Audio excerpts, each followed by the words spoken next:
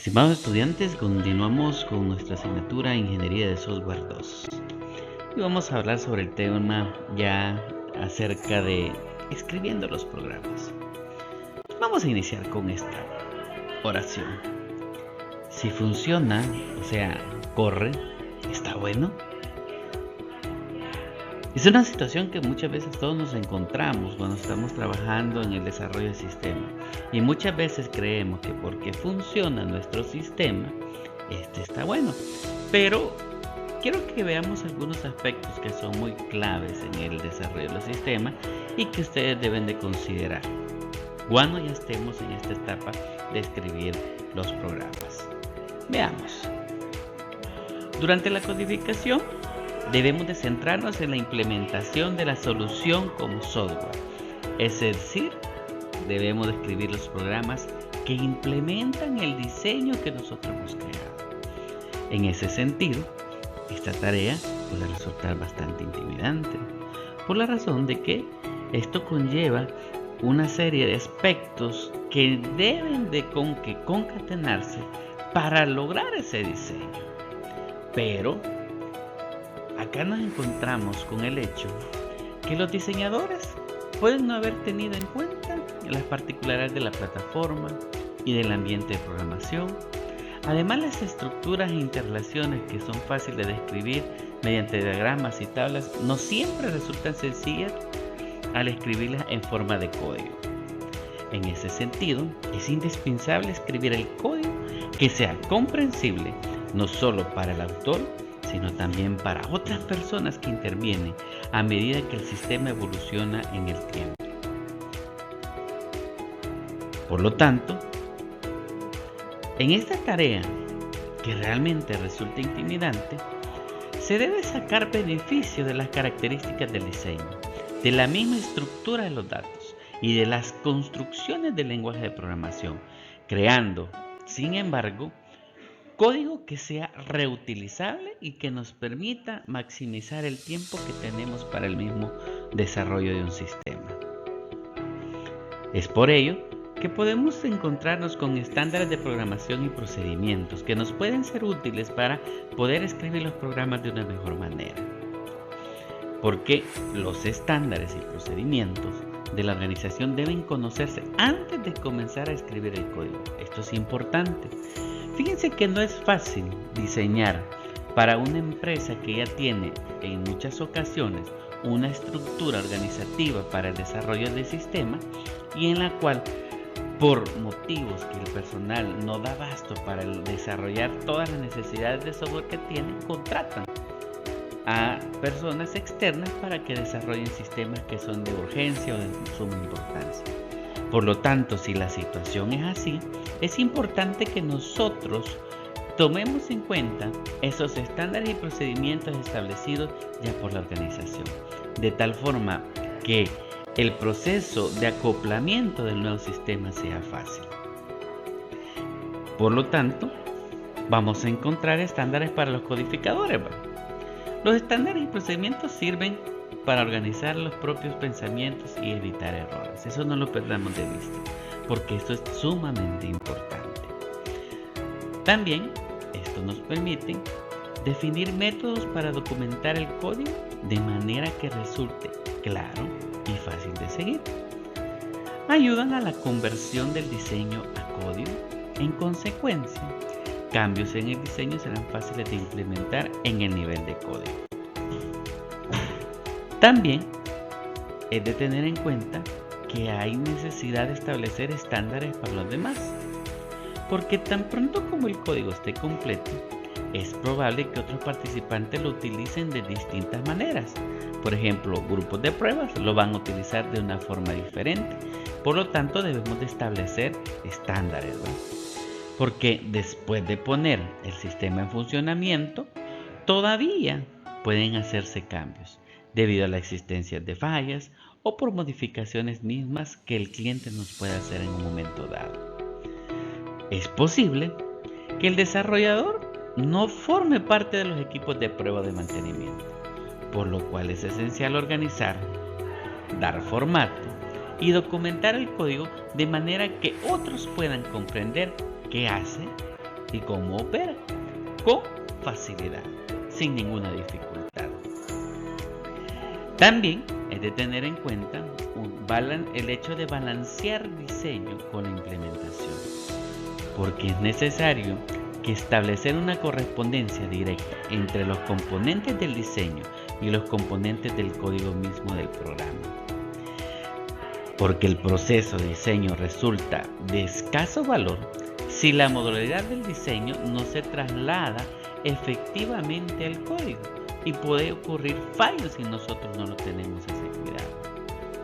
Por lo tanto, las características del diseño, como bajo acoplamiento, elevada cohesión e interfaces bien definidas, también deben ser características del programa, de modo que algoritmos, funciones, interfaces y estructuras de datos puedan ser fácilmente rastreadas del diseño al código y viceversa. Podemos tomar en cuenta algunas pautas para la programación. Por ejemplo, sin importar qué lenguaje de programación se utilice, cada componente de un programa implica al menos 3 aspectos principales. Uno es estructuras de control, al mismo tiempo algoritmos y estructuras de datos.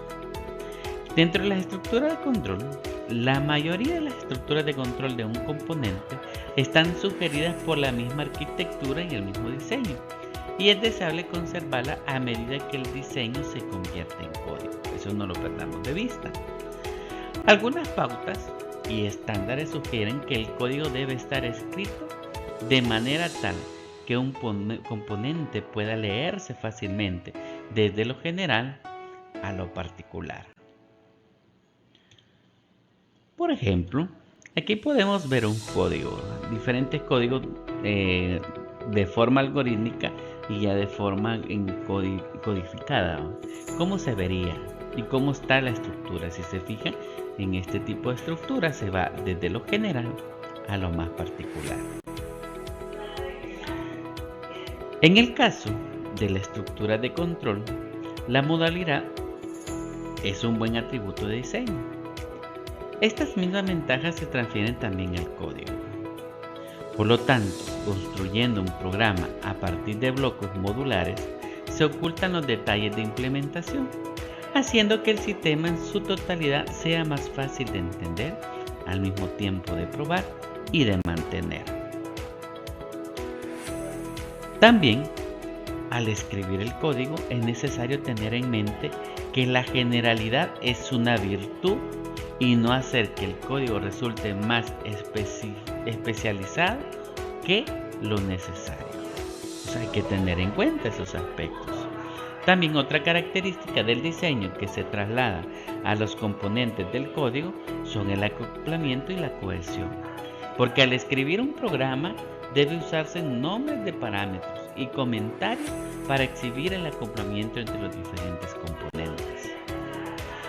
También en el diseño de programar, a menudo especifica una clase de algoritmo a ser utilizado al codificar el componente que se está escribiendo. Por ejemplo, en el diseño puede indicar el uso de un algoritmo quicksort o puede proporcionar los pasos lógicos del algoritmo quicksort en un momento dado. Sin embargo, quien programa dispone de una gran dosis de flexibilidad para la conversión del algoritmo a código, sujeto a las mismas restricciones del lenguaje de implementación y también del hardware que se posee. Aunque ya poseamos algoritmos, pueden ser que bajo la estructura que estemos trabajando, este tipo de algoritmo nos pueda afectar en el funcionamiento y en el mismo diseño. Por lo tanto, es importante tener esa flexibilidad que nos permita siempre alcanzar lo que tenemos planteado. Uno de los aspectos que conlleva mayor prudencia es el rendimiento de la implementación, porque hacer más rápido el código puede tener costos ocultos, jóvenes. No es así de fácil. Podemos quizás esmerarnos, poder desvelarnos y tratar de sacar el sistema lo más pronto posible, pero esto puede tener unos costos ocultos que nos pueden afectar. Por ejemplo, el costo de escribir código más veloz, ya que puede ser más complejo y por lo tanto llevará más tiempo escribirlo. El costo de tiempo para probar el código, cuya complejidad requiere más casos de prueba y datos de prueba. El costo de tiempo para que los usuarios los puedan comprender. Costo de tiempo para modificar el código si es necesario. Por lo tanto, se recomienda no sacrificar la claridad que necesitamos y corrección en beneficio de velocidad. Y no me dejarán mentir, esto nos sucede muchas veces cuando estamos programando. Nos enfocamos en querer salir lo más rápido posible. Y esto a la larga puede tener estos costos que hemos mencionado. Tengamos mucho cuidado. Y por eso al final, como dice, se recomienda no sacrificar claridad, corrección en beneficio de velocidad. También, al escribir programas se debería fijar el formato y almacenar datos de modo que la gestión y manipulación de datos sea lo más directa posible. Porque existen varias técnicas que utilizan la estructura de datos para indicar cómo debería organizarse el programa en sí. Por lo tanto, mantener siempre la simplicidad del programa es clave. El diseño del programa puede especificar algunas de las estructuras de datos a utilizar en la implementación de las funciones. Por lo general, se escogen porque promueven el ocultamiento de información y el manejo de interfaz. Por lo tanto, la manipulación de información que tiene lugar dentro de un componente puede influir en la selección de la estructura de datos. Ejemplo. Aquí les muestro un ejemplo donde ustedes pueden ver el cálculo de un impuesto de renta imponible y si nos establecen los siguientes aspectos. Si esto lo pasamos al código, nos quedaría de la siguiente manera. Veamos. Aquí está como el algoritmo y el código que se tendría para poder cumplir lo que establece el ejemplo anterior. Pero si mejoramos la estructura de datos en el código anterior, consideraríamos esto. Entonces ustedes se fijan, se simplifica y de una forma que podamos obtener los resultados que nosotros queremos. Por lo tanto, determinar una estructura de programa utilizando una estructura de datos, en general, la estructura de datos puede influir en la organización y flujo de un programa. En algunos casos, las estructuras incluso pueden influir en la misma selección del lenguaje que vayamos a utilizar para programar, porque va a depender qué es lo que vamos a hacer y qué es lo que vamos a desarrollar. Algunas pautas a nivel general, cuando estamos ya programando, y que son estrategias útiles para conservar, la calidad del diseño en la codificación, son que tengamos claro la localización de entradas y salidas dentro del sistema, y son aquellas partes de un programa que lee entradas o generan salidas y que son altamente especializadas y deben reflejar características de hardware y de software subyacente. Por ejemplo, si una salida es que sea a través de una impresora específica en el cual se imprima un recibo con unas características especiales que tiene la impresora, tenemos que localizar esa información determinada. O si la lectura en un momento dado de la información va a ser a través de un escáner especializado de lectura de códigos QR, eso también hay que tenerlo en cuenta, porque estas secciones son difíciles de probar y muy propensas al cambio. Por esta razón es bueno localizar estas secciones en componentes separados del resto del código para que nos permita poder controlar de la mejor manera. También hay que tener en cuenta la inclusión de pseudocódigo. En el diseño puede ser relativamente independiente del lenguaje, dando así varias opciones acerca de la construcción particular del lenguaje que se pueda ocupar, porque eso nos ayuda a comprender de mejor manera el problema que estamos tratando de solventar, y antes de trasladarlo a un código en específico, podemos hacer el cambio en un momento dado.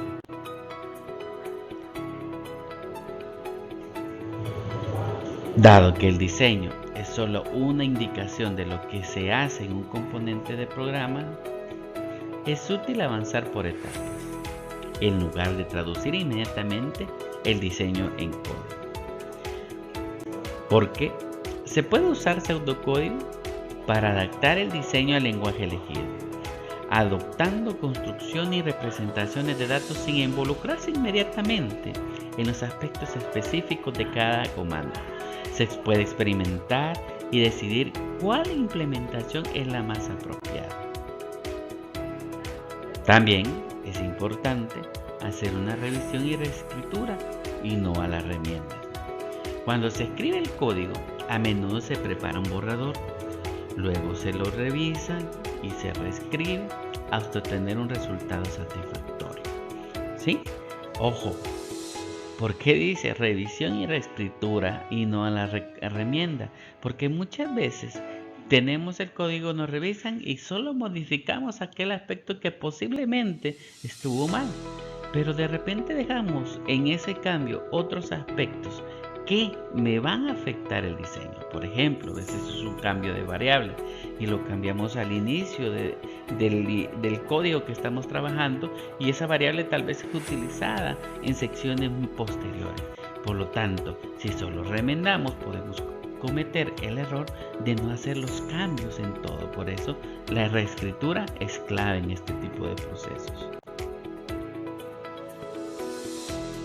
Porque si se descubre que el flujo de control es complejo, que los procesos de decisión son difíciles de comprender, puede ser oportuno mejor volver al diseño para ver por qué se nos está ocasionando esta dificultad. Y se debe al final examinar el diseño para determinar si los problemas que aparecen son inherentes al diseño o tienen que ver en el proceso de traducción del diseño al código, y que en muchas ocasiones puede darse. La reutilización muchas veces es importante y lo utilizamos cuando estamos desarrollando. Y hay diferentes tipos de reutilización.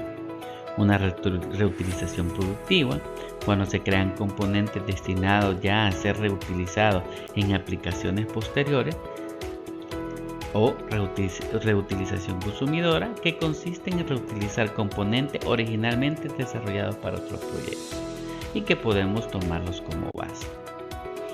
Entonces, es importante que cuando escribamos código tomemos en cuenta estos aspectos.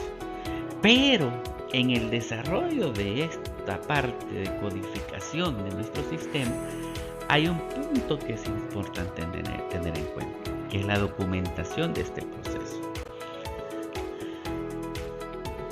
¿Por qué se considera como documentación del programa al conjunto de descripciones escritas que explican, ojo, al lector qué hace el programa y cómo lo hace?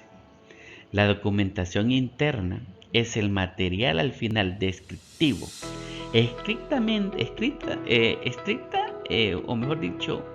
colocado directamente dentro del código, y cualquier otra documentación es externa.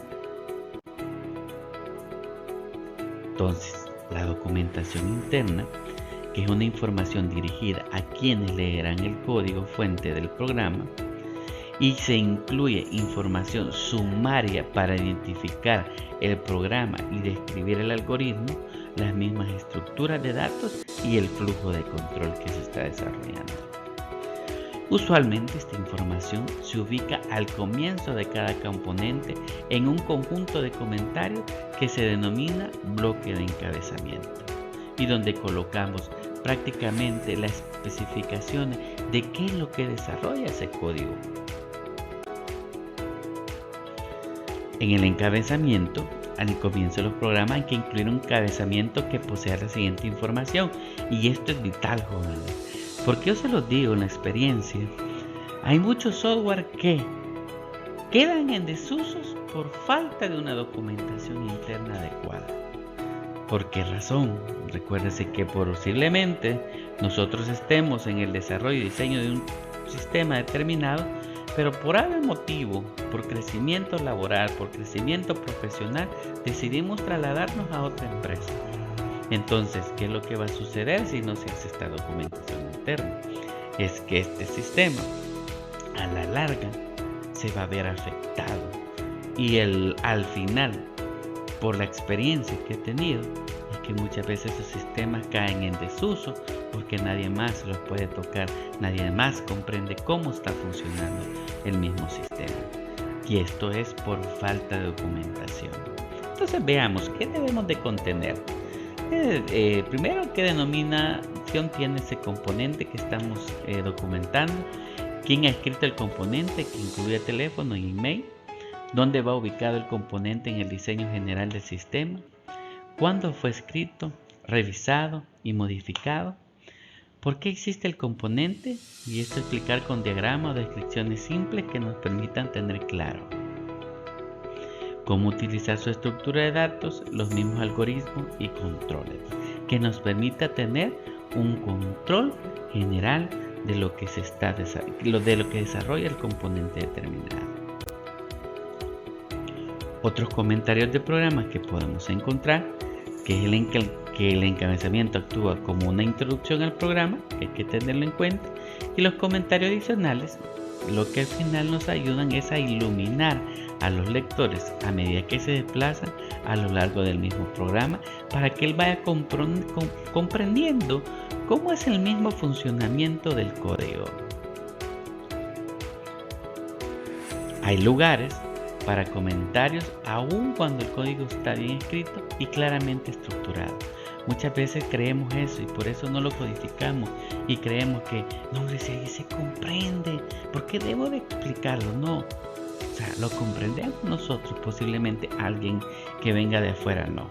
Porque a pesar que la claridad y la estructura minimizan la necesidad de otros comentarios, estas resultan particularmente útiles, toda vez que deben agregarse información de ayuda a un componente determinado.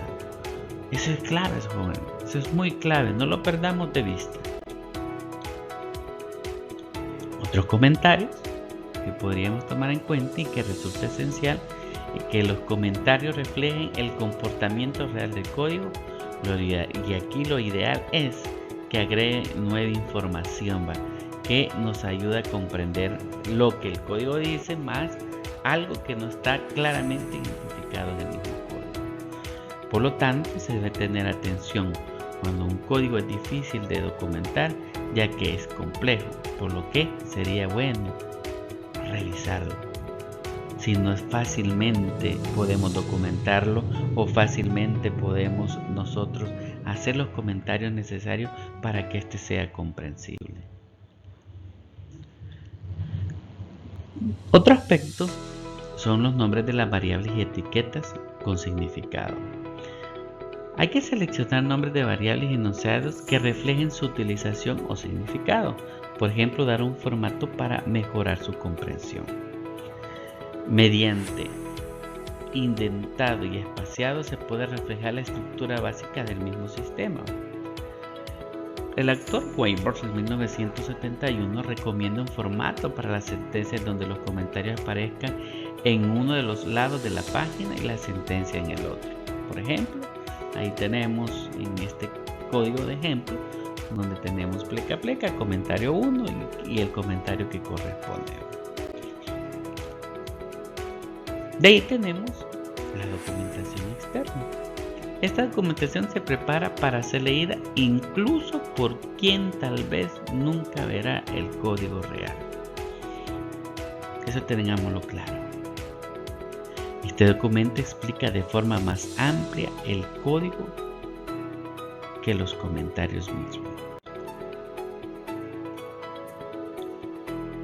Aquí hay una descripción del sistema y se debe tratar el problema tratado por el componente, no como una réplica de las especificaciones de requerimiento, sino que es una discusión general de la situación. explicando cuándo se invoca el componente y por qué se lo necesita. También es importante la descripción de los algoritmos, donde deben explicarse todos los algoritmos utilizados en el componente, incluyendo la misma fórmula, las condiciones especiales o de límite e inclusive su derivación o bien la referencia al libro o artículo del cual se ha extraído. ¿Por qué razón? Fíjense que en muchas ocasiones se han dado casos de problemas por diferencias en cálculos por milésimas o por decimales, los cuales, si es un banco, cuenta. Si es un sistema de planillas, cuenta. Imagínense, ustedes hacen un sistema y por algún motivo en el pseudocódigo que utilizamos no hicimos bien el cálculo de los descuentos por ley corresponden a un empleado y de la misma renta que se le saca. Por algún motivo el cálculo genera 5 o 10 centavos menos. Es lógico que un empleado va a reclamar. Yo le digo, tengo experiencia de sistemas que no se han implementado por esas fallas. Por esas fallas que aparentemente para nosotros como diseñadores o programadores pueden ser insignificantes, pero para los usuarios son fundamentales y por lo tanto debemos de tener en cuenta. La descripción de los datos también es fundamental. Los diagramas de flujo de datos deben ir acompañados por la referencia relevante del diccionario de datos que se desarrolla en el sistema. Para los componentes de precedencia orientadas a objetos, la vista general de los objetos y clases debe explicar la interacción general entre todos los objetos. Por lo tanto, jóvenes, este es un proceso que muchas veces, y yo se lo digo, por varios sistemas que me ha tocado estar como usuario muchas veces y también en el desarrollo, que muchas veces por la precisión de sacar un sistema, por la situación de que a final de septiembre tengo que entregarlo y ya no hay tiempo de hacer esto, lo dejamos de lado.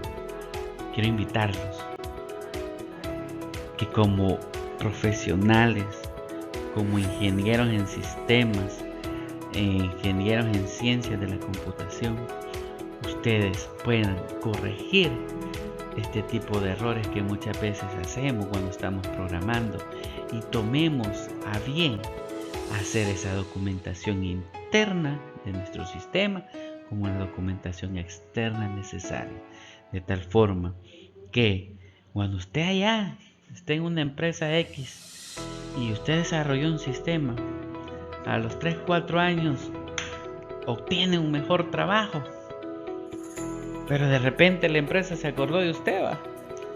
Y 10-15 años después ese sistema está funcionando y usted sienta esa autorrealización de decir, wow, hice algo excelente, algo que aún está funcionando para la empresa. Los invito, estimados jóvenes, a que podamos a tomar en cuenta y que corrijamos aquellos aspectos que por ave motivo hemos dejado de lado.